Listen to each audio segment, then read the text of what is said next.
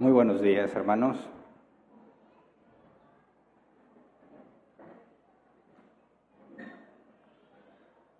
Vamos un domingo fresco, un domingo caluroso, uno fresco. Hoy nos tocó fresco otra vez, gracias a Dios. Hoy es día del Señor y nos reunimos con el propósito de estudiar la Escritura, de orar, tener comunión unos con otros, servir a nuestros hermanos con los dones que Dios nos ha dado. Y hoy vamos a tomar la oportunidad, dado que el próximo 10 de mayo se celebra el Día de la Madre, nosotros nos vamos a adelantar para reflexionar desde una perspectiva bíblica sobre las madres. Así que haremos un alto en nuestro estudio para reflexionar sobre la perspectiva bíblica de las mamás. Cada año tomamos versículos bases diferentes. Hoy creo que en esta ocasión es la primera vez, en todos los años que tenemos celebrando las mamás, es la primera vez que vamos a reflexionar sobre este versículo. Y voy a tomarlo desde un contexto bíblico y mexicano. Me van a entender por qué lo mexicano después. Así que nuestros amigos, hermanos que nos siguen por redes sociales, que son de otros países, quizás va a haber cosas que voy a tener que explicar cuál es el contexto mexicano. Porque yo ya lo he dicho que hay una diferencia muy notable, y no es queja, una diferencia muy notable entre el Día de las Madres y el Día del Padre, ¿verdad? Tiene mucho que ver, gracias, con la cultura mexicana, pero creo que también la cultura latina en general. Las madres mexicanas son famosas por su sacrificio, por su abnegación, por su entrega. Hay cosas muy buenas y hay otras cosas que tenemos que revisar con detalle. Así que agradecemos a los ministerios que se ocuparon de este evento, tanto de la organización del evento como la decoración. Está, como siempre, muy bien hecho, muy bien diseñado. Les agradecemos su esfuerzo. Ellos estuvieron aquí desde ayer preparando todo. Les agradecemos a nombre de todos. Y el versículo que vamos a tener como base es Proverbios 1:8. Dice: Hijo mío, escucha las correcciones de tu padre y no abandone las enseñanzas de tu madre. Ok, dices, oye, es el Día de las Madres porque hablas también de los papás. Bueno, el versículo cita las dos cosas y es muy importante entender por qué las dos cosas. No por hacer menos a la mamá, ni mucho menos, sino para entender cuál es el rol de la mamá desde la perspectiva de Salomón, que escribe este proverbio, hablando sobre la sabiduría. La sabiduría está conectada con lo que la mamá hace, pero no solamente la mamá, sino también el papá. Y hay ciertos prejuicios o ideologías que hay que aclarar, porque normalmente se asocia el estudio de la Biblia con profundidad, se asocia a los hombres, ¿verdad? Son pocas las mujeres, tristemente, pocas las mujeres muy involucradas en teología, muy involucradas en entender a profundidad la doctrina bíblica. Normalmente vemos esta diferencia, las mujeres se enfocan más en lo relacional y los hombres se enfocan más en las cosas, ¿verdad? Por eso es que hay muchas enfermeras, también hay enfermeros, pero en su mayoría son enfermeras porque les importa la gente. Y a su vez hay muchos ingenieros, también hay ingenieras, pero pocas, porque en su mayoría a los hombres les interesan las cosas. Cuando hablamos de teología, algunos lo ven como una cosa, algo que se estudia, algo que se entiende, y las mujeres en cierta forma se mantienen al margen o abordan solamente de forma superficial ciertos temas. Pero es fundamental que entendamos lo que dice este proverbio para entender por qué es muy importante que la mujer adquiera profundidad bíblica, las consecuencias positivas y las consecuencias negativas que la Biblia especifica. No voy a hablar de mi experiencia o la experiencia de alguien en particular, vamos a hablar de lo que la Biblia dice con respecto a esto. Entonces, como acostumbramos, antes de empezar a estudiar, vamos a orar, así como estamos. Señor, te damos gracias por este día, gracias porque si no fuese por ti no estaríamos aquí, gracias porque cada uno seguiría su camino, cada uno tomaría sus propias decisiones sin tomarte en cuenta, si no fuese porque tú interviniste en nuestras vidas, si no fuese porque tú nos hiciste entender, si no fuese porque pusiste, como dice tu palabra, el querer como el hacer. Así que estamos aquí por ti y separamos este día de los otros 6 para consagrarlo a ti, para venir a buscarte juntos estudiando tu palabra, para venir a hacer las cosas que nos has mandado, no solamente en toda la semana, sino haciendo un alto y enfocándonos el día de hoy. Te pedimos, Señor, que en esto que vamos a estudiar quede claro a todas las mamás presentes y a todas las que nos lleguen a escuchar cuál es la responsabilidad que has puesto sobre ellas y cuáles son las consecuencias favorables para toda la familia y para toda la sociedad cuando las mujeres deciden ser bíblicas. Gracias de antemano, en el nombre de Jesús. Amén. También quiero aclarar que celebramos a las mamás, como lo digo también con los papás, no por el hecho de que tuvieron la capacidad de reproducirse. Muchas mujeres tienen la capacidad de reproducirse y no deberían ser madres. Y muchas mujeres que sí deberían ser madres no tienen la capacidad de reproducirse. Así que no estamos celebrando el hecho de la capacidad reproductiva, sino celebramos a las mamás que hacen lo que la Biblia dice, que hacen lo correcto, que usan la influencia que tienen, las capacidades que Dios les ha dado para hacer las cosas de la forma correcta. Así que partiendo de Proverbios 1:8, dice: Hijo mío, escucha las correcciones de tu padre y no abandones las enseñanzas de tu madre. Quisiera que vayamos al hebreo un momento para entender lo que nos está diciendo con estas palabras específicas. Las correcciones son del padre y las enseñanzas de la madre. Y en el hebreo utiliza palabras diferentes. Correcciones es el hebreo musar. Disciplina, instrucción, corrección, castigo. El padre disciplina, corrige, castiga, instruye. Luego dice las enseñanzas de tu madre. La palabra enseñanzas aquí es el hebreo Torah. ¿Le suena familiar? La Torah, ¿qué es la Torah en todo el concepto del Antiguo Testamento? La ley. Y la mayoría de las veces que se usa esta palabra hace referencia a la ley de Dios. Éxodo 24:12 dice: el Señor dijo a Moisés: sube a encontrarte conmigo en el monte y quédate ahí. Voy a darte las tablas de piedra con la ley y los mandamientos que he escrito para guiarlos en la vida. Los 10 mandamientos son parte de la Torah, son la base de la Torah. Las 613 leyes que después Dios le da a Moisés, sobre todo en el libro de Levítico están especificadas, provienen o son derivadas de los 10 mandamientos. Entonces, cuando hablamos de la Torah que la madre da, estamos hablando de algo muy particular, partiendo de los 10 mandamientos. ¿Para qué nos sirven los 10 mandamientos? Lo estudiamos hace algunos meses. Son una guía y son un espejo. Son una guía porque nos dice cómo se debe de proceder, qué cosas se deben de hacer, qué cosas no. Y son un espejo porque aunque no queramos hacerlo, tristemente terminamos cometiendo los errores que no deberíamos hacer. Así que nos refleja quiénes somos en realidad. Todos nos percibimos como buenas personas, ¿verdad? No importa qué tan malo seas, siempre encuentras a alguien más malo que tú con quien compararte. Y tú puedes decir: sí, yo puedo hacer cosas mal, pero no tan mal como no tan mal como un asesino, no tan mal como un narcotraficante. Comparado con ellos, yo soy bueno. Sí, pero cuando vas a la ley te dice lo que debes y lo que no debes hacer, y ahí te das cuenta que en realidad no eres la persona buena que creías. Porque no se trata de compararte con alguien más, sino de compararte contra el estándar que Dios ha especificado. Entonces, cuando dice que les habla de las enseñanzas de tu madre, si partes de los mandamientos, es la ley, la forma en la que debes de conducirte, la forma en la que debes de guiarte en la vida. Cuando habla de las enseñanzas de tu madre, hace referencia a ese enfoque particular. La mamá forma, el papá corrige. ¿Se entiende la diferencia? Y quien tenga ya suficiente tiempo teniendo hijos, a veces es más claro cuando tienes más de uno, te puedes dar cuenta que las mamás no son muy de corregir, los papás sí. Las mamás son más de estar contigo, emocional, el papá es más frío y distante. Y tristemente se percibe como que uno está bien y el otro está mal, ¿verdad? Tristemente a veces al papá le ponen el filtro de la mamá y quieren que el papá sea como la mamá, y no se puede. Y entonces, como el papá no es como la mamá, el papá es malo, está dañado, no sabe expresar sus sentimientos. No es eso. Créeme, entre hombres no se andan diciendo que se quieren, ¿verdad? Un buen golpe en el brazo lo deja claro.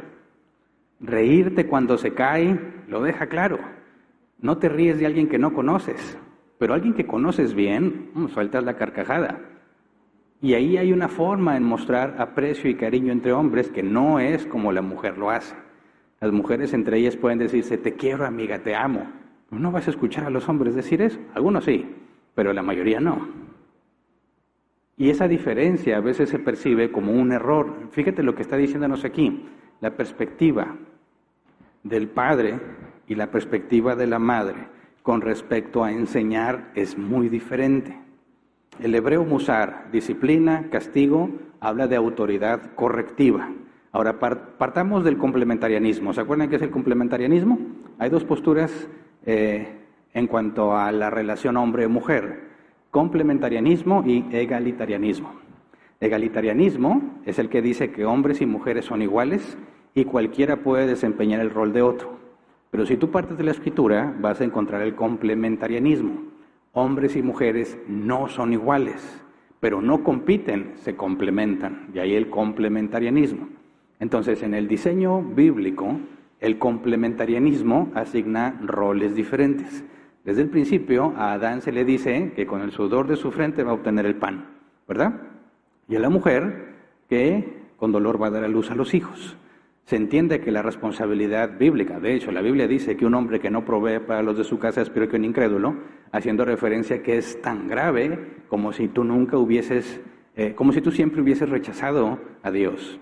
El no proveer es básico en el hombre y en la mujer la administración del hogar. Entonces, partiendo de esos roles, de forma natural, el padre, como tiene que proveer, normalmente pasa mucho tiempo fuera de casa, ¿verdad? Y la madre, que administra el hogar, normalmente pasa mucho tiempo en su casa.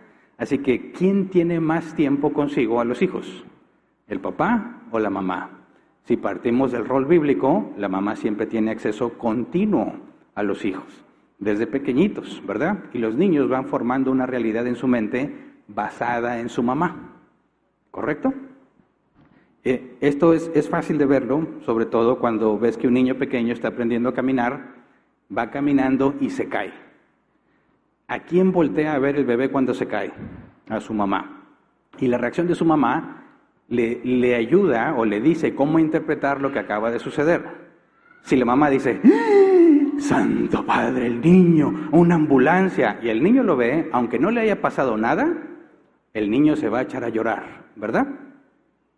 Pero si su mamá le dice, ándale, ya levántate, no pasa nada, aunque haga puchero, el niño va a entrar en un conflicto. Si quiero llorar, pero mi mamá me transmite que no está pasando nada raro, nada malo, y se levanta y se ríe. Ahora, eso va a determinar lo que va a pasar con el niño las próximas veces que se caiga, siempre y cuando no sea muy doloroso, ¿verdad?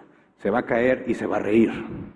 Pero la mamá, que siempre está estresada y asustada y para todo el... Yo conocí una señora en el trabajo que nos daba cada susto. Llegaba un correo, estamos todos trabajando, le llegaba un correo y todos volteábamos. ¿Qué? Me llegó un correo. Es lo normal, señora, es lo normal aquí. Van a llegar correos en cualquier momento del día. Pero se genera este ambiente de tensión por la reacción de ella, aunque no éramos sus hijos. Ahora, ¿cómo reaccionan los niños según su mamá? Cómo reacciona su mamá le dice a un niño cómo debe reaccionar él. ¿Se entiende? Por eso, cuando habla de la parte del padre con disciplina, castigo, autoridad correctiva, si el padre cumple su rol, normalmente está fuera de casa, no pasa mucho tiempo junto con sus hijos, no puede, ¿verdad? Porque tiene que tomar una decisión, o sale a conseguir el sustento o se queda con sus hijos. Tiene que salir, no puede estar con sus hijos, por lo tanto su enseñanza no puede ser muy cercana. Y siempre que llegas a la casa te pasan el reporte del mal comportamiento, ¿verdad? ¿Y a quién tienes que regañar y por qué? En cambio, la mamá, la palabra que se usa en hebreo es Torah, la ley que da dirección y guía la vida. Para cumplir su rol, su mamá debe pasar mucho tiempo en su casa. Está en constante comunicación con sus hijos. Por lo tanto, su enseñanza es cercana y continua, así que los forma. Es distinto disciplinar y corregir que formar, porque el formar a alguien implica enseñarle cómo reaccionar ante la vida, porque estás ahí. Aunque tú no le digas con tus palabras cómo debe reaccionar, con tu comportamiento le estás diciendo cómo debe reaccionar. Y el niño aprende según lo que ve de su mamá. El papá llega y en los primeros años de la vida del niño es como un extraño, ¿verdad? Y se siente feo, porque llegas de trabajar, te esforzaste al máximo por tu familia y el niño no te quiere. Venga, el niño empieza a llorar, se le das a su mamá y se tranquiliza. Dices, mira, nomás me explota. No entiende, obviamente, pero ahí está claramente la influencia de su mamá. Fíjate el enorme papel que juegan las mamás cuando están con sus hijos en el rol bíblico. Si solo tienes la instrucción del padre, tienes una relación fría, porque los niños crecen solos. Solo hay cuestión de regaños y de castigos y de disciplina, porque no hay cercanía, ¿verdad? Si falta el rol de la mamá, la relación no va a ser cercana entre padres e hijos porque no pasan tiempo juntos. Es difícil pasar tiempo juntos. Y el hecho de que fin de semana estén juntos no compensa toda la semana separados. En cambio, si tú tienes solamente la perspectiva de la mamá, están siempre juntos, por lo tanto no hay autoridad. Y no hay límites claros. Si tú quitas una de las dos perspectivas en cuanto a la enseñanza, se deforma. Y los niños no van a aprender cómo vivir. Necesitas las dos perspectivas. Las dos. La familia con roles bíblicos proporciona la correcta instrucción para la vida. Las dos perspectivas. Tú tienes la relación cercana con tu mamá, que sabes que te quiere, tú eres el más bello, tú eres el más guapo, tú eres el más inteligente, pero el papá es el que dice hasta aquí. Y cuando el papá juega con los niños y los avienta y las mujeres están dicen, con el Jesús en la boca. ¡Ay, eres muy tosco! Sí, a lo mejor somos muy toscos, pero ¿sabes qué pasa con los niños cuando juegan así con sus papás? Aprenden sus límites físicos. Aprenden que hay alguien con autoridad más fuerte que ellos. Aprenden el respeto, cosa que con la mamá no van a aprender. Pero ese es el punto. Los dos son necesarios. Los dos son indispensables. Entonces, partiendo de Proverbios 1, 7 al 8, leímos el 8 y leamos desde el 7. Dice, el temor del Señor es el principio del conocimiento. Los necios desprecian la sabiduría y la disciplina. Hijo mío, escucha las correcciones de tu padre y no abandone las enseñanzas de tu madre. Por lo tanto, en conexión directa, no escuchar a tu padre o abandonar la enseñanza de tu madre es el equivalente a despreciar la sabiduría y la disciplina. Ahora, si despreciar lo que tu padre y tu madre te enseñan es como rechazar la sabiduría y la disciplina, queda claro que Dios ha puesto tanto al papá como a la mamá como un medio para enseñar a los hijos acerca de cómo deben de ser las cosas. Deuteronomio 6, 5 al 9. Dice, ama al Señor tu Dios con todo tu corazón, con toda tu alma y con todas tus fuerzas. Grábate en el corazón estas palabras que hoy te mando. Incúlcaselas continuamente a tus hijos. Háblales de ellas cuando estés en tu casa, y cuando vayas por el camino, cuando te acuestes y cuando te levantes. Átalas a tus manos como un signo, llévalas en tu frente como una marca y escríbelas en los postes de tu casa y en los portones de tus ciudades. ¿Eso es para el hombre o para la mujer? Para los dos, en complemento, porque si lo tienes que hacer continuamente en tu casa, el hombre no podría. ¿Verdad? Los dos tienen la autoridad de transmitir lo que Dios ha dicho a los hijos. Por lo tanto, cualquier idea de que solamente es tarea del papá enseñar sobre profundidad bíblica y sobre cómo deben de ser las cosas, no se sostiene con la Escritura. Las mamás comparten la misma autoridad y la misma responsabilidad que los papás para instruir bíblicamente. Toda mujer debe saber qué cree, por qué lo cree, cómo lo aplica para poder enseñárselo a los hijos. No depende de la capacidad o el conocimiento del hombre. Depende, su parte en la enseñanza depende de la vida que ella lleva y de cómo ella hace las cosas. Me refiero a hábitos, vida práctica, su comportamiento, su reacción ante lo que sucede. Todo eso, consciente o inconscientemente, la mamá está enseñando a los hijos cómo deben de ser. ¿Y qué se hace según la circunstancia? ¿Qué se hace según la circunstancia? Los hijos ven a su madre para saber cómo interpretar la vida. Y eso no cambia conforme el niño va creciendo. No cambia conforme el niño va creciendo. Puede afectar su vida entera aún siendo adulto. Ejemplos. Si un niño pequeñito miente para evitar ser regañado y su madre no le enseña que eso está mal, el niño aprende que mentir es válido para evitar problemas. Fíjate bien, la mamá no le dijo, hijito, a veces es necesario mentir para que te vaya bien. No le va a decir eso nunca, pero sí se lo muestra con su comportamiento, ¿verdad? Cuando el niño debe estar haciendo algo que no debería de hacer y la mamá lo ve y le dice, shh, el niño aprendió algo. A veces ocultar las cosas es bueno. ¿Y de quién lo aprendió? De su mamá. Si un niño dice algo hiriente a otro niño y su mamá no le enseña que eso está mal, el niño no aprende a ponerse en el lugar de los demás, ¿verdad? Si un niño es muy bueno haciendo algo y lo presume, pero su mamá no le enseña que eso está mal, el niño no aprende humildad. Si un niño evita responsabilidades y su mamá no lo corrige, el niño se vuelve perezoso. Si un niño ve algo inapropiado en la televisión o en el teléfono y su mamá no le enseña que eso está mal, el niño no aprende a discernir moralmente. Si el niño es tratado injustamente y su mamá no le enseña a procesar la injusticia, ejemplo, decir, sí, es injusto lo que pasó, pero Dios todo lo ve y Dios no es un juez injusto. A su tiempo hará justicia. Si el niño no aprende eso, no puede procesar la realidad y se victimiza. Si el niño se siente inseguro o se ve menos comparado con los demás y su mamá no le enseña que su valor proviene de Dios, el niño va a tener serios problemas de personalidad.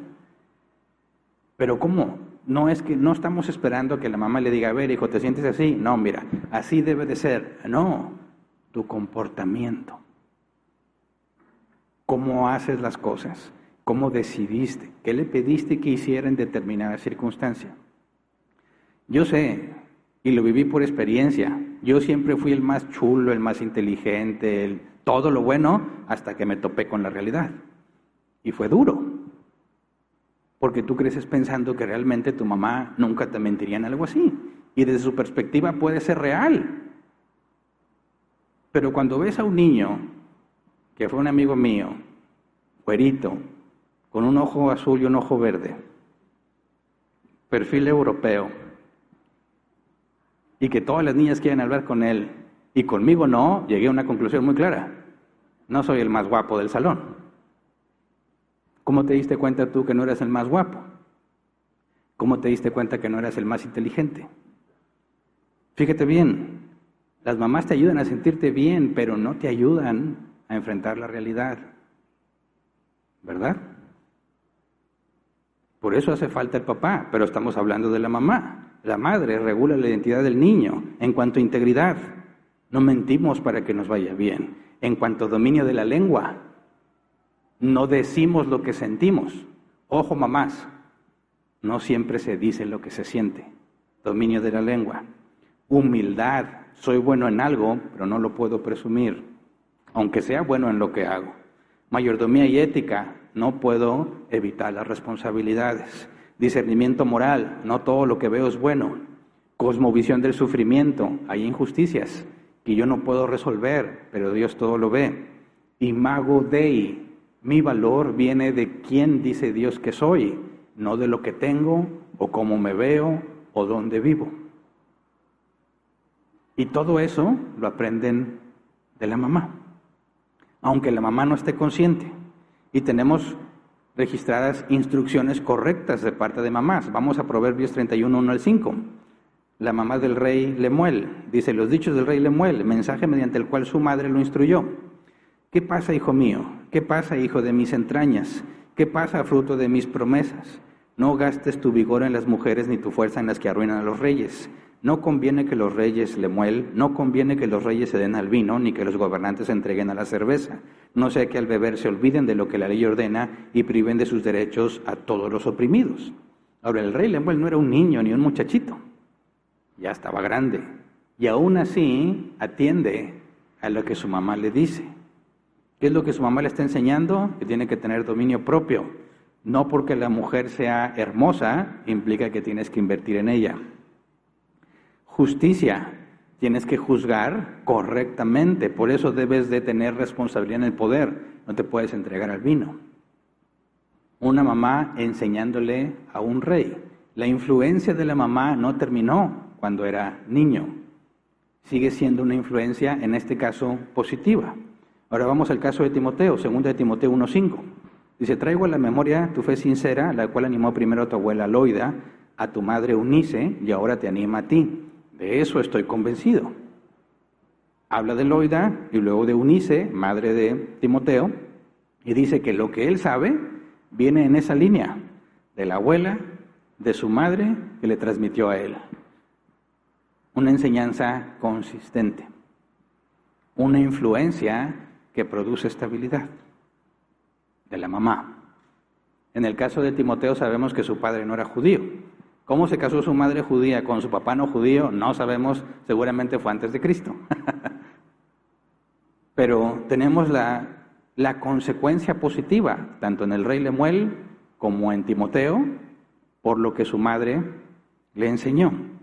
La enseñanza de una madre en su forma correcta debe estar basada en la verdad, en la palabra de Dios, no en emociones. No en emociones. Cuando las mujeres son muy emocionales, los niños aprenden a ser emocionales. Y no es malo tener emociones, no es malo ser emocional, el problema es no saber ponerle límites, porque las emociones son cambiantes, no son consistentes. A veces estás contento, a veces estás triste. Y si los niños, tus hijos, toman decisiones según cómo se sienten, se van a meter en muchos problemas.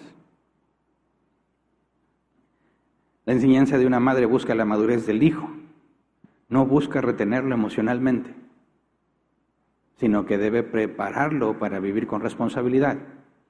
Yo sé y me imagino, debe ser muy difícil para una mamá que conoce a su bebé desde el vientre de ella, que habla con él desde el vientre, él conoce su voz, han hecho muchas cosas juntos, empieza a crecer, empieza a separarse y debe ser muy doloroso. Debe ser muy doloroso, pero no debes retenerlo. Tú debes prepararlo para que se vaya. Y yo sé que eso puede ser muy difícil para las mamás. ¿Cómo lo voy a preparar para que se vaya? Precisamente de eso se trata la vida, ¿verdad? Si tú sigues siendo necesario cuando ellos ya son adultos, hiciste las cosas muy mal. ¿Se entiende? El punto es que no te necesiten. Y se siente feo. A veces es difícil escucharlo. Pero el éxito radica en que no seas necesario. ¿Me explico? Si te van a ir a ver, te van a ir a visitar, no es por necesidad. ¿Se entiende? Y refuerza el orden en el hogar. La mujer no compite con el padre para enseñar, sino que se complementa.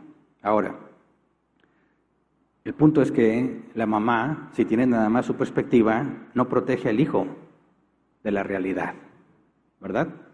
Porque muchas veces nuestras emociones no coinciden con la realidad. Y yo lo he dicho muchas veces en broma, ¿verdad? Viene el regreso a clases y todas las mujeres, ¡ay, mi criatura, mi hijo bello y hermoso! Y ves al niño y dices, ¡oh, pues no veo lo hermoso en ningún lado! Pero para los ojos de su madre es de oro. Ok, pero no es real, objetivamente hablando. ¿Me explico? Por eso las mujeres, las mamás, tienen que tener muy en cuenta que aunque tú hables todo lo que sientes a tus hijos, no todo debe de estar basado en los sentimientos. Tienes que buscar llevarlo a lo que es real, a la realidad, aunque a veces sea difícil para las mamás.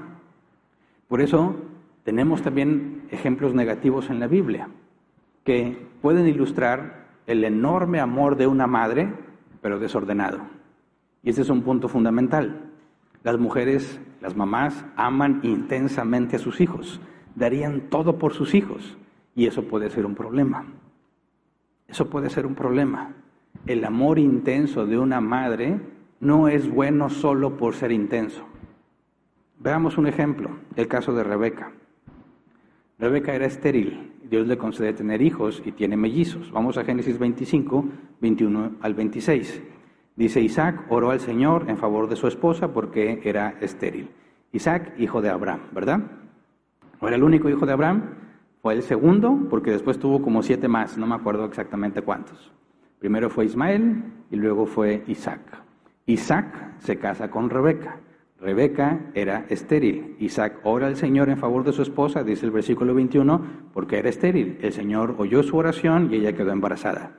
Pero como los niños luchaban dentro de su vientre, ella se preguntó, si esto va a seguir así, ¿por qué me pasa esto a mí? Entonces fue a consultar al Señor, y el Señor le contestó, 2 naciones hay en tu seno, 2 pueblos se dividen desde tus entrañas. Uno será más fuerte que el otro, y el mayor servirá al menor. Cuando le llegó el momento de dar a luz, resultó que en su seno había mellizos.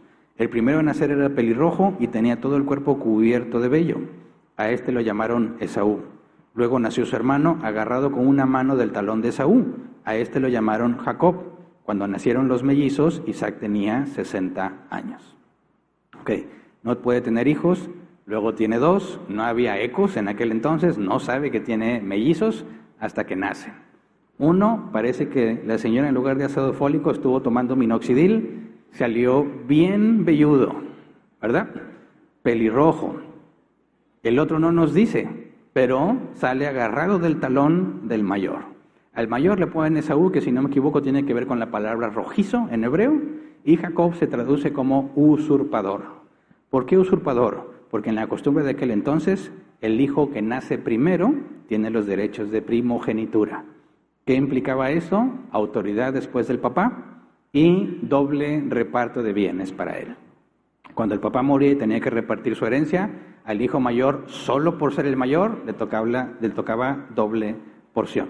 Entonces, ¿cómo interpretan esto? Cuando Jacob, naciendo, está agarrado del talón de su hermano, dicen, estaba tratando de quitarle la primogenitura, estaba tratando de usurparlo, y por eso le pusieron el nombre Jacob. Ahora, aquí hay un decreto, una profecía de parte de Dios.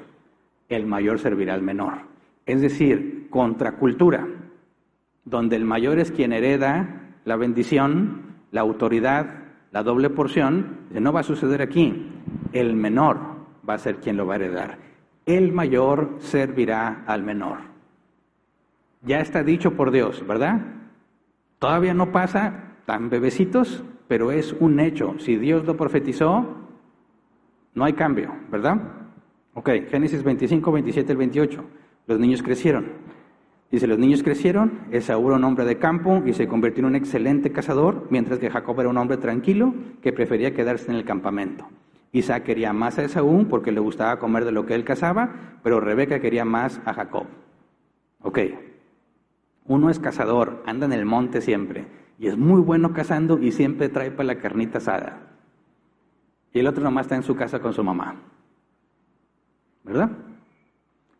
El papá quiere más al que anda en la calle siempre, y la mamá quiere más al que está con ella siempre. ¿Por qué no pasaba más tiempo Rebeca con su hijo mayor Esaú? Porque se la pasaba en el monte cazando, ¿verdad? ¿Con quién pasaba más tiempo? Con Jacob. Ahora, los dos están mal, no debe de haber favoritismos. Ni Isaac debía querer más a Esaú, ni Rebeca debía querer más a Jacob. Por eso recuerden, narrativa no es normativa. El hecho de que la Biblia lo narre no significa que debes hacerlo. ¿Se entiende? Entonces aquí ya hay un error en ambos padres. Ya escogieron cada quien a uno. Aman más a uno que al otro. Luego, Génesis 27, 1 al 4. Dice, Isaac había llegado a viejo y se había debilitado su vista. Pausa. ¿A los cuántos años los tuvo? ¿Quién se acuerda? Isaac tenía 60 años. Y luego dice, Isaac había llegado a viejo. O sea que a los 60 años no era viejo. Muy buenas noticias, hermanos, a todos los que ya están en esas edades. Bíblicamente no estás viejo, aunque todos lo digan. Esto es verdad objetiva. Isaac había llegado viejo y se había debilitado su vista. Un día llamó a Esaú, su hijo mayor. Hijo mío, dijo, aquí estoy, ordenó Esaú. Como te darás cuenta, ya estoy muy viejo y en cualquier momento puedo morirme. Pues toma tus armas, tu arco y tus flechas y ve al campo a cazarme algún animal. Prepárame luego un buen guiso, como a mí me gusta, y tráemelo para que me lo coma. Entonces yo mismo te bendeciré antes de morir. Aquí hay un dato importante.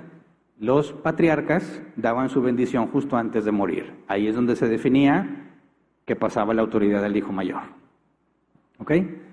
Ahí es donde se repartía la tierra. Y todos añoraban ese momento, ¿verdad?, en el que recibían la bendición patriarcal.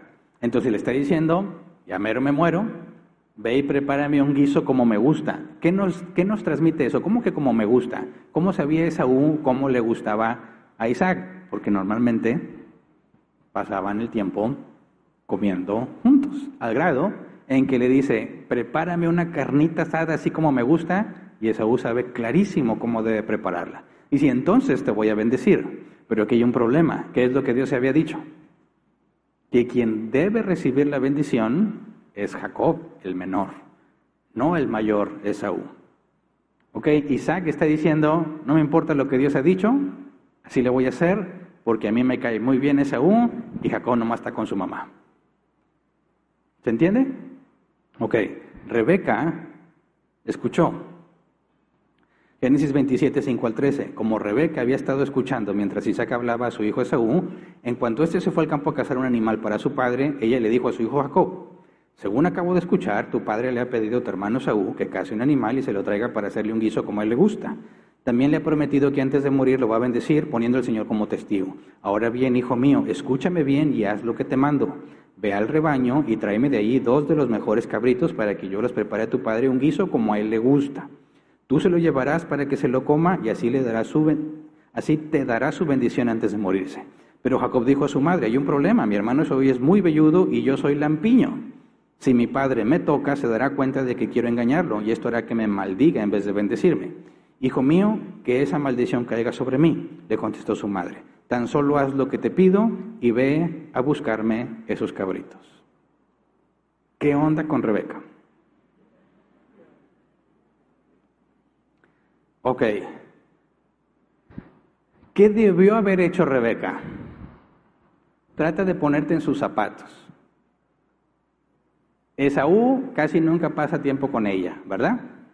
Ay, se cree muy fuerte, muy peludo. Nomás está en el monte y llega todo mugroso siempre.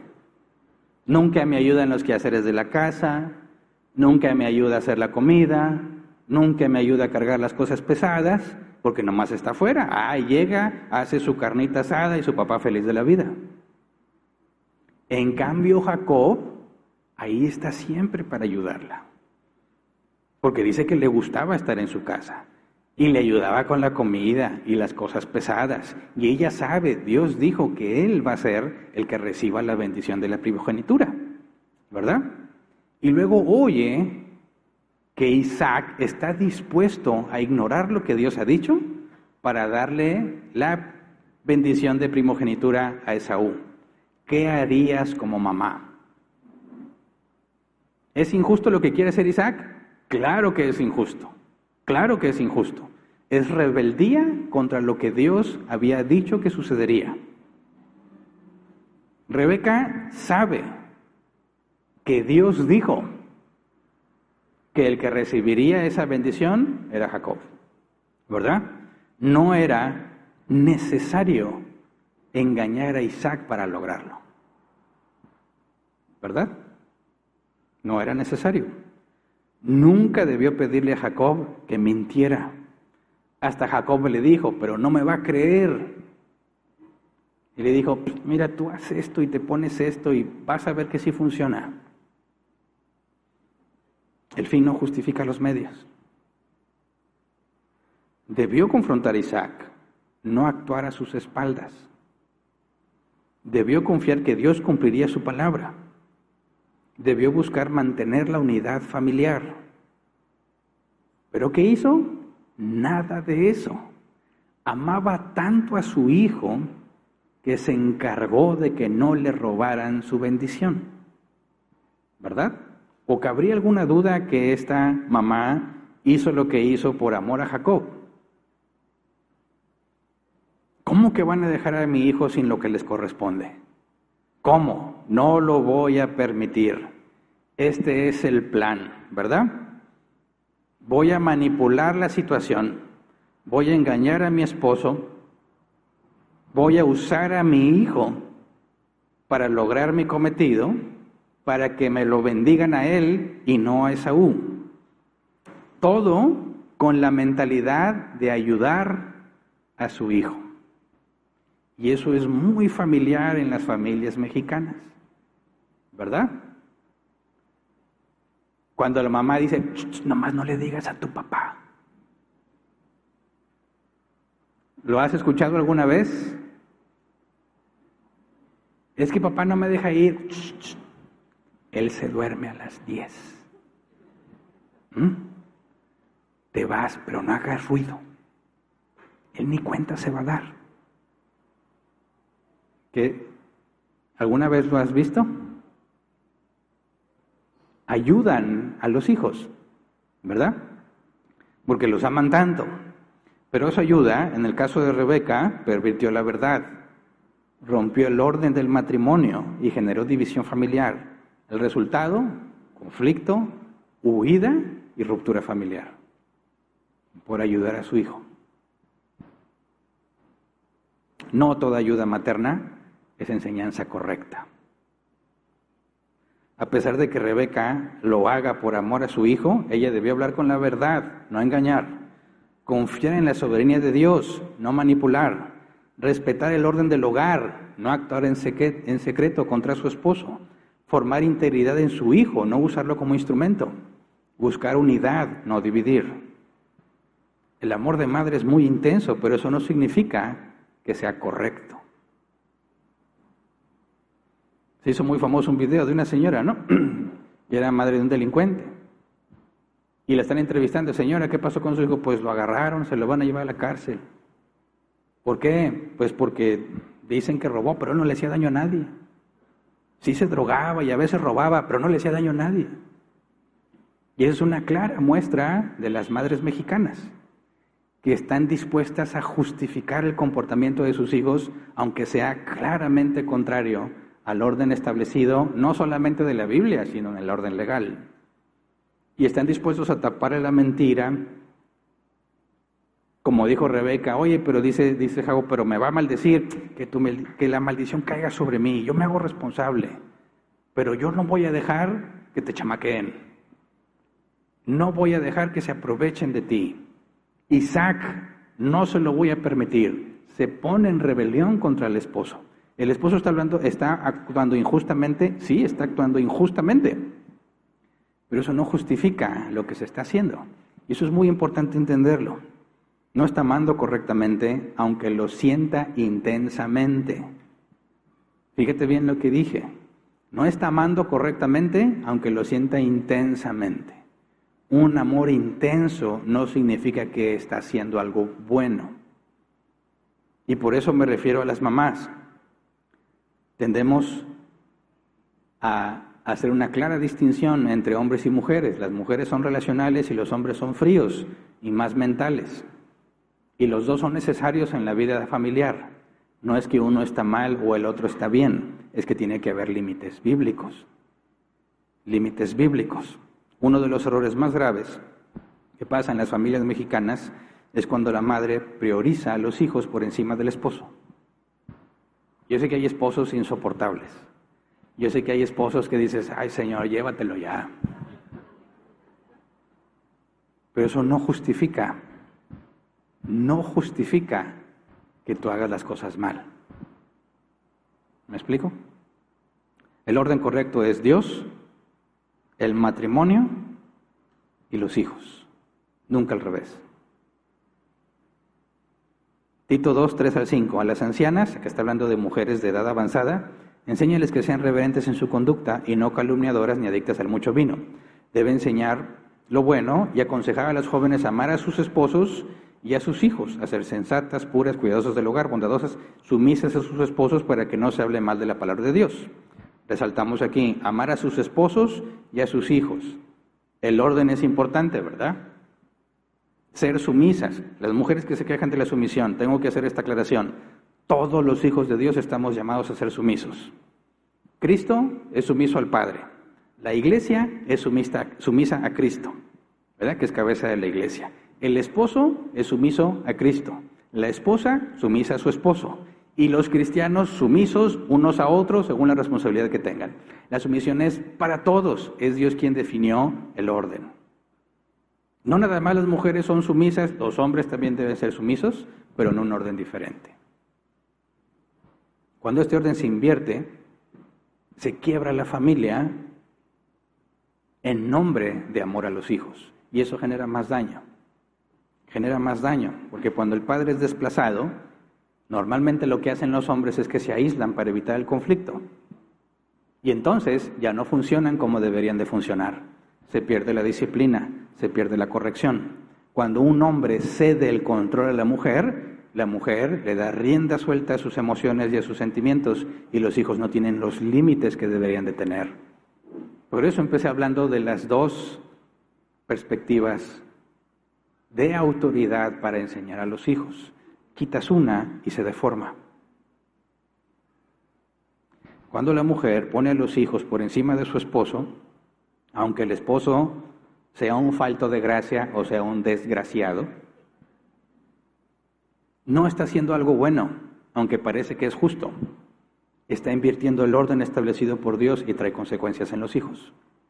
Porque en lugar de reparar el problema, lo complicas. Fíjate bien, lo que hizo Rebeca, ¿no te suena familiar? ¿Qué fue lo que hizo Eva? Decidió hacer lo que estaba mal y le ofreció a su esposo. Ok, ¿qué onda contigo, Eva? Sara, ¿qué hizo Sara? Lo mismo. Decidió hacer lo incorrecto. ¿Sabes qué? Dios dijo que me iba a dar hijos, pero no, así que aquí está mi esclava, para que legalmente sus hijos sean míos y así cumplimos lo que Dios quiere. Y Abraham dijo, ok, y lo hizo. Ok, Rebeca, exactamente lo mismo. Ya sabe lo que Dios dijo, pero vamos a hacer esto para que se cumpla lo que Dios dijo. Y le dice a su hijo, tú hazlo, y él dijo, oye, pero tú hazlo, y lo hace. El mismo problema una y otra vez, y otra vez, y otra vez. No podemos ayudarle a Dios. ¿Me explico? Cuando el orden se invierte y se fractura, en los hijos hay confusión de roles. ¿Quién hace qué? No sé. ¿Para qué sirve el papá? Pues para traer dinero, si no es un inútil. ¿Para qué más? Nada más. Por lo demás estorba. Aquí la que decide qué se hace es la mamá. ¿Por qué? Porque el papá es frío, no entiende, no hace nada, no ayuda, siempre está cansado, y los hijos empiezan a formar ese concepto, ¿verdad? ¿Para qué sirve el papá? Pues es un inútil que trae dinero. Tú no le dices eso a tus hijos, les enseñas por cómo tratas a tu esposo. ¿Me explico? Ay, pero yo nunca les he dicho que él es un inútil. No es necesario que digas esas palabras, pero cuando le dices, no le digas a tu papá, ¿qué es lo que le estás diciendo? Lo único para lo que sirve es para traer dinero. En lo demás está mal, no le hagas caso. Rebeca, ¿qué le estaba enseñando a Jacob? Jacob el usurpador. Ok, ¿usurpó los derechos de primogenitura? Sí, engañando a su papá. ¿Y de quién fue la idea? Y casi nadie piensa en eso, ¿verdad? Jacob el usurpador. Sí, pero ¿quién tuvo el plan? Rebeca, su mamá. Y no dudamos que lo haga por amor. Las madres mexicanas dan todo por sus hijos, porque aman mucho a sus hijos. Pero ese dan todo por sus hijos implica que sacrifican su vida, sacrifican a su esposo, sacrifican a su familia, con el objetivo de hacerle bien a sus hijos, y eso es contrario a la Escritura. Por eso, aclaramos, es bueno que las mamás amen mucho, pero amar mucho no significa que es bueno. El punto no es cuánto ama una madre, sino cómo ama. No cuánto, sino cómo. El amor de madre es muy intenso, pero el amor verdadero no se mide por la intensidad, sino por su alineación con la verdad bíblica, con el orden bíblico, con el propósito bíblico. Una madre no ama mejor cuando ama más, sino cuando ama de forma correcta. Por eso es muy peligroso que en el Día de las Madres se glorifique el sacrificio de las mamás sin hacer énfasis en el desorden de ese sacrificio y de ese amor. Entiendo que pasa en el mundo, pero no en los hijos de Dios. Las mamás cristianas no son mamás mexicanas en ese sentido. Deben de ser mamás bíblicas. Por eso luego las hijas no encuentran cómo encontrar un hombre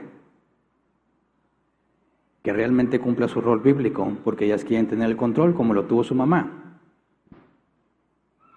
Y los hombres buscan una mamá en su esposa que les diga qué hacer y cómo deben de hacer las cosas, porque ese es el ejemplo que tuvieron. Y reproducen el problema. Hay una enorme responsabilidad en las mamás cristianas, es ir contra cultura. Yo sé que a lo mejor van a pensar que eres una mamá mala, que eres una mamá de la que abusan porque es sumisa, pero tú tienes que tomar una decisión. O sigues el modelo bíblico o sigues el modelo del mundo. Y está comprobado que el modelo del mundo no funciona. Así que celebramos a las mamás que aman con intensidad, pero correctamente. A las que tienen un amor desordenado, no hay nada que celebrarles, al contrario, hay que confrontarlas. Así que examínate, mamá. ¿En torno a qué gira tu vida? ¿En torno a tus hijos? Aquí hay un problema, porque no son la máxima prioridad. ¿Se entiende? Las decisiones que toman en pareja son basadas en los hijos, ahí hay un problema. No son la prioridad. Los hijos tienen que entender cuál es el lugar que les corresponde, aunque no les guste. Los hijos tienen que entender que hay una autoridad, aunque esa autoridad no sea la ideal, es el orden establecido por Dios. Y hay un camino para la confrontación. No se justifica el engaño. Así que mamás, dejen de decir, no le digas a tu papá. Es que él es muy enojón. Tal vez es muy enojón. Es que es muy exagerado. Tal vez. Pero Dios, en su sabiduría, no agregó unas letras chiquitas. Así como cuando dice, honra a tu padre y a tu madre, no hay ninguna nota que diga si se lo merecen. Cuando dice, esposos amen a sus esposas, tampoco hay una nota que diga si se lo merece. Cuando dice, esposas sométanse a sus esposos, tampoco hay notas. Hacemos la parte que nos corresponde.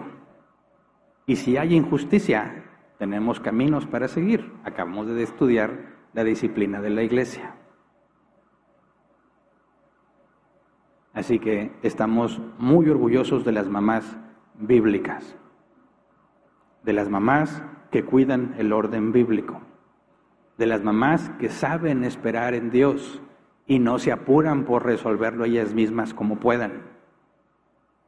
Mamás que pueden descansar en Dios con respecto a sus hijos, que no requieren el control de sus hijos para poder sentirse bien, porque saben que Dios tiene el control. ¿Se entiende?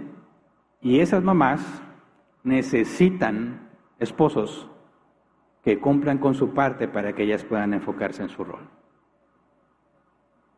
Hombres tienen que ser hombres. Tenemos que ser hombres en el orden bíblico. La mujer puede tender a dar todo por sus hijos, el hombre es el límite. No. Hoy es que mira, se fue a la cama sin cenar, va a tener mucha hambre. Sí, de eso se trata. Pero es que le va a doler su pancita, de eso se trata. Qué feo eres. No, a lo mejor sí estoy feo, pero no lo hago por maldad. Él tiene que aprender que hay una consecuencia. Y si quiere dormir cenadito, tiene que cumplir con ciertas cosas. Porque aún la cena que recibe, no la recibe porque se la merece, la recibe por gracia. ¿Verdad? Y cuando tú entiendes eso, y los niños entienden eso con su papá, no hay dificultad para que entiendan la gracia de Dios. ¿Se entiende? Cuando un papá cede esas decisiones a la mamá, aunque parece que él está ahorrándose problemas, en realidad los está multiplicando. Porque no va a haber freno para que los hijos aprendan a vivir en realidad. Y lo van a experimentar ya grandes cuando ya no deberían estar experimentando eso. Ahora, todos nos equivocamos, ¿verdad? Lamentablemente, Pablo tiene razón cuando dice, cuando quiero hacer lo bueno, me acompaña el mal. Y el mal que no quiero hacer, termino haciéndolo. Por eso en la historia de Rebeca, con todo lo que le malenseñó a Jacob, ¿qué pasó con Jacob? Dios lo cambió. Dios arregló el problema. Y en eso podemos descansar. Porque padres y madres cometemos errores. No hacemos todo como debimos haberlo hecho. Pero nada escapa del control de Dios. Por eso confiamos en Él. Por eso confiamos en el orden que ha puesto. Por eso descansamos en Él. Ese descanso no es un mero pensamiento mágico donde decimos, bueno, pero Dios tiene el control. No, en realidad tiene el control. Porque mis errores, los que yo haya cometido con mis hijos, y tú, mamá, los que hayas cometido con tus hijos, Dios los permitió con un propósito. ¿Se entiende? Y si lo permitió, es porque algo bueno viene con eso. Y eso significa descansar. Yo me esfuerzo por hacer las cosas bien y no puedo hacerlo todo bien. Yo creo que me pueden entender todos. Espero que todos nos esforcemos por hacer las cosas bien. Y llegamos a la misma conclusión, no puedo hacerlo todo bien. Pero gracias a Dios que Él tiene el control. ¿Se entiende? Entonces, mamás, necesitamos que sean bíblicas, que pongan en orden el amor a sus hijos y lo pongan en la jerarquía que corresponde. Es Dios primero, luego tu esposo, luego tus hijos. Y si respetas ese orden, vas a ver cómo las cosas, aunque parece que ahorita no funcionan, van a tomar el orden correspondiente y van a embonar según lo que Dios ha establecido. Pero si tú tratas de intervenir y por medios humanos hacer que las cosas pasen, tenemos muchos ejemplos bíblicos de que eso no funciona y que perjudica más las cosas. Ahora, yo sé que hay mamás bíblicas entre nosotros, ¿verdad? Y esas merecen ser celebradas, porque aunque no se vea, están haciendo un cambio no nada más en su familia, sino en la sociedad, porque sus hijos se van al mundo y modelan cómo debe de ser un hombre, modelan cómo debe ser una mujer. Y cuando se casan con personas que piensan igual que ellos, como la Biblia dice, no te unas en yugo desigual, se forma una familia que modela el orden bíblico. Y eso es ser luz en las tinieblas. ¿Se entiende? Así que mucho del cambio en la sociedad depende de lo que las mamás hacen con sus hijos en la vida diaria y cotidiana. Así que conoce la palabra de Dios. Tienes que saber qué crees y por qué. Tienes que esforzarte por aplicarlo para que le puedas enseñar a tus hijos, no con palabras diciendo, el hijo, pon mucha atención, te voy a enseñar esto porque no lo va a entender, pero tu comportamiento es el ejemplo que los va a guiar. Hay problemas, ¿cómo reacciona la mamá? Eso va a estar muy metido en la cabeza de sus hijos. Ya de viejos todavía. Pero un trabajo mal hecho genera hijos con mamitis. ¿Verdad? Los cristianos no deben tener mamitis. Acuérdate, mamá, estás enseñando a tu hijo a no necesitarte. Estás enseñándole a tu hijo a no necesitarte. Si llega el día en que tu hijo no te necesita para nada, no te vayas a deprimir. Entre todos los errores que podemos haber cometido, hiciste bien. ¿Verdad? ¿Verdad? Así que las mamás bíblicas deben de ser celebradas. Necesitamos más mamás así.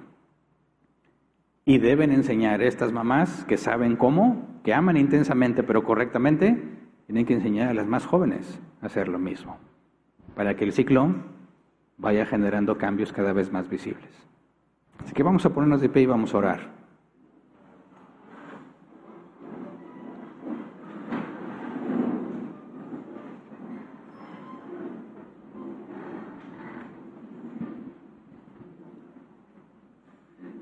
Si eres hijo y tu mamá está aquí, hijo o hija, tú todavía no eres mamá,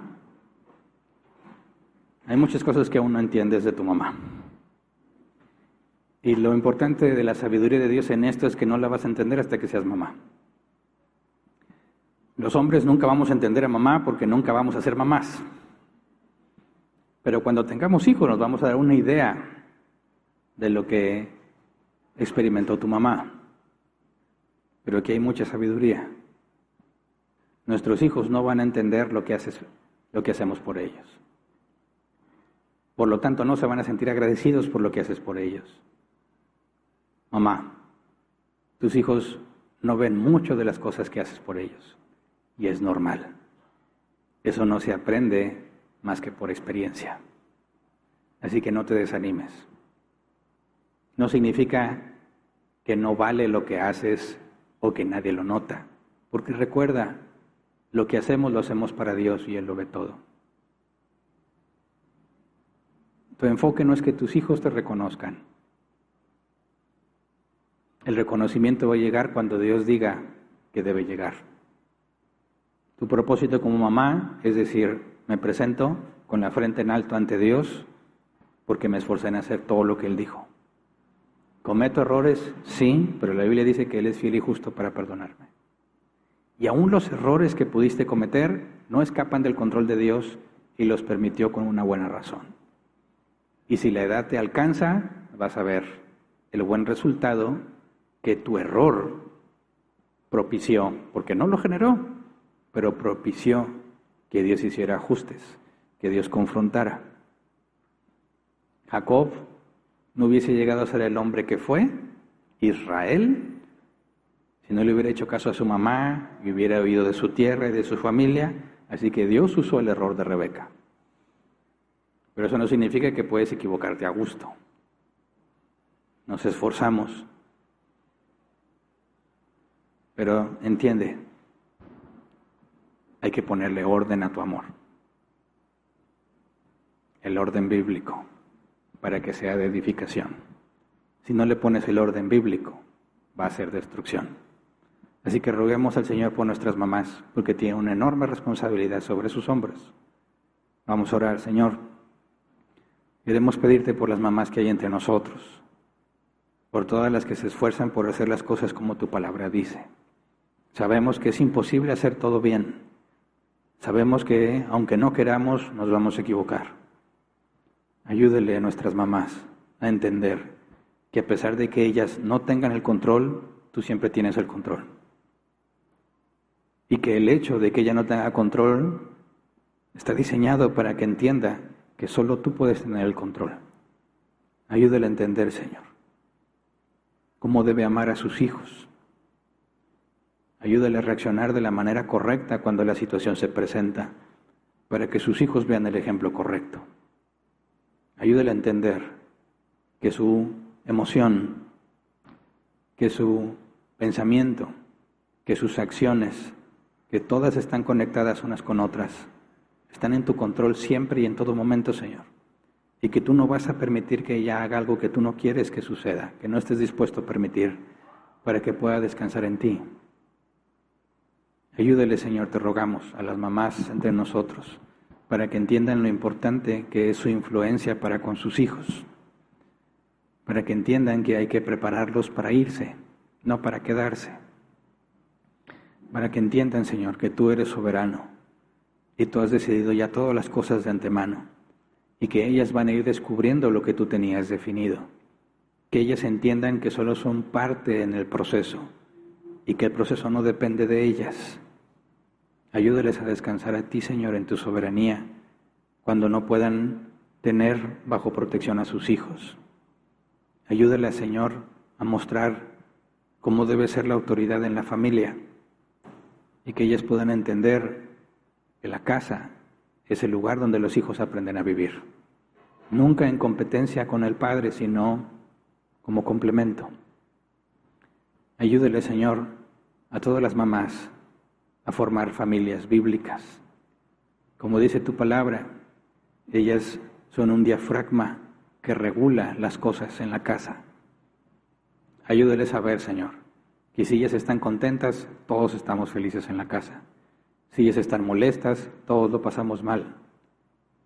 Ayúdeles a ver cómo tú las usas para mostrar tu amor de una manera en que es imposible mostrarlo a los padres.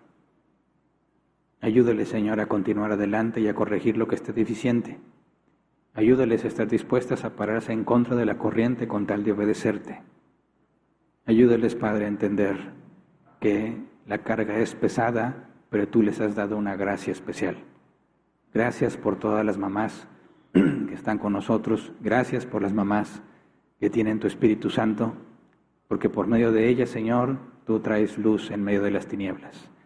Gracias por todo lo que haces y lo que harás en el nombre de Jesús. Amén. Pueden sentarse. Pasemos a la sección de preguntas, si es que las hay.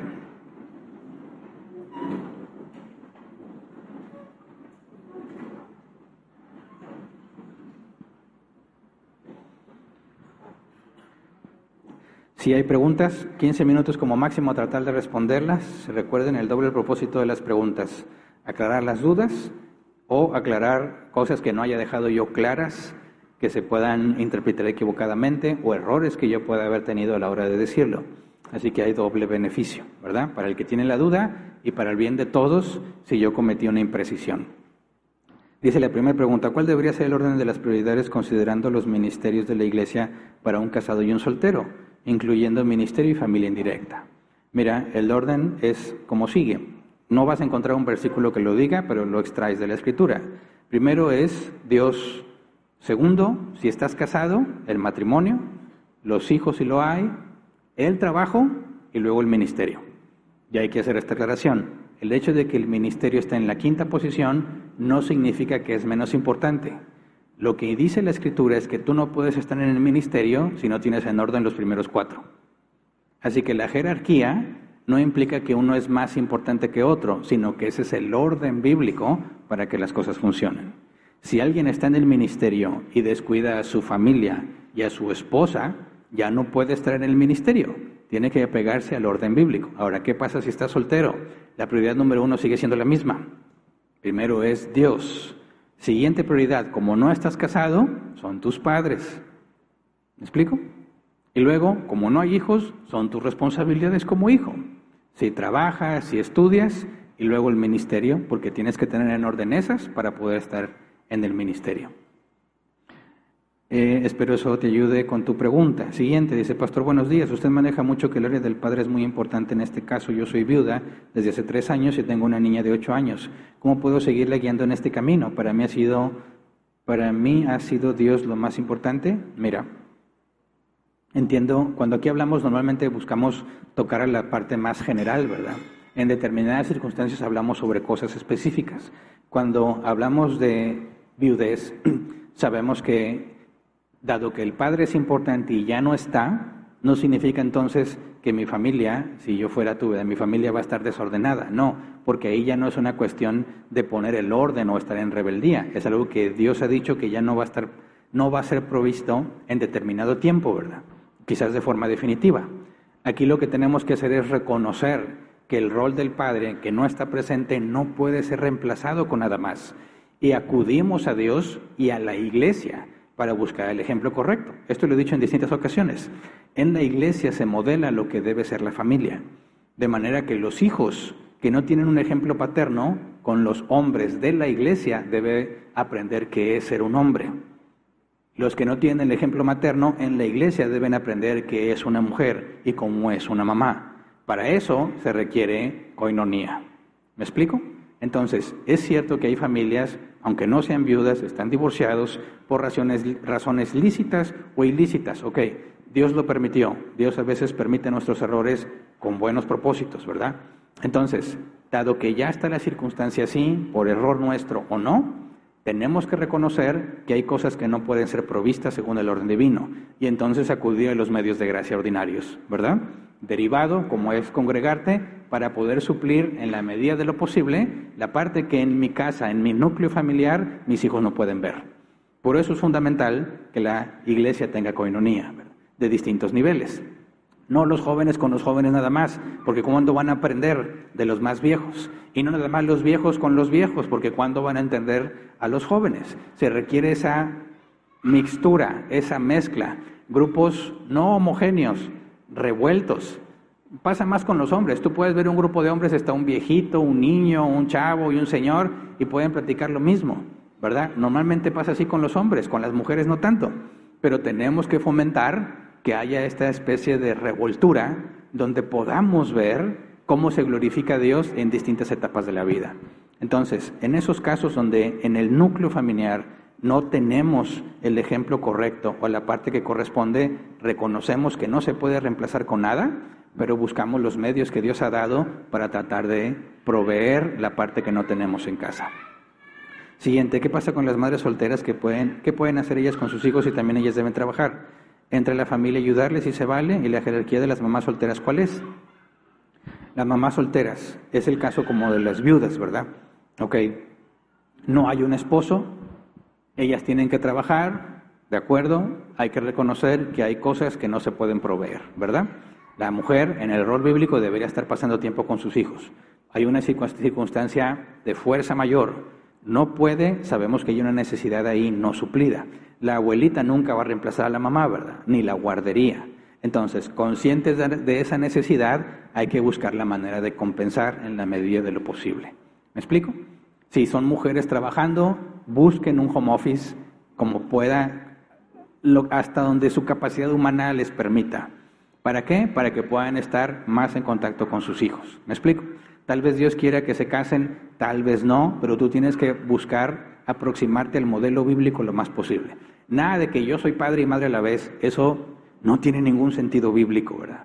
Y eso nada más aumenta el problema porque creen que son suficientes para cumplir ambos roles. Eso es absurdo bíblicamente hablando. Tenemos que reconocer, ahí hay una carencia. Ok, tal vez Dios provea de un esposo, tal vez no, pero tenemos que buscar la manera de que tus hijos encuentren el modelo bíblico correspondiente, dentro de las limitantes que podamos tener según la circunstancia. ¿Se entiende? Familias disfuncionales es lo mismo. A veces, aunque la familia está completa, los ejemplos no son los correctos, ¿verdad? No tenemos a un hombre en casa. Sí, hay un macho, hay un varón, pero no es un hombre bíblico. Y el problema es exactamente igual. Aunque ahí lo tengas en la casa, no significa que es el ejemplo correcto. Por eso la iglesia se vuelve fundamental en esos temas. La convivencia y la interacción, la coinonía entre cristianos de distintas edades y de distintas responsabilidades, de distintos contextos, nos ayuda a entender cómo Dios obra en los demás y cómo deberían ser las cosas. Nunca perfectamente porque todos nos equivocamos, pero te ayuda a ver cosas que sería imposible que vieran si solamente están en el núcleo familiar. Así que si falta la mamá, si falta el papá, o si están, pero no son lo que deberían de ser bíblicamente, ese es el camino a seguir. Y se acabaron las preguntas, ¿correcto? Bien, despedimos entonces la transmisión, nosotros continuaremos aquí local. Si Dios quiere, nos vemos la próxima semana para empezar a estudiar el Ordo Salutis.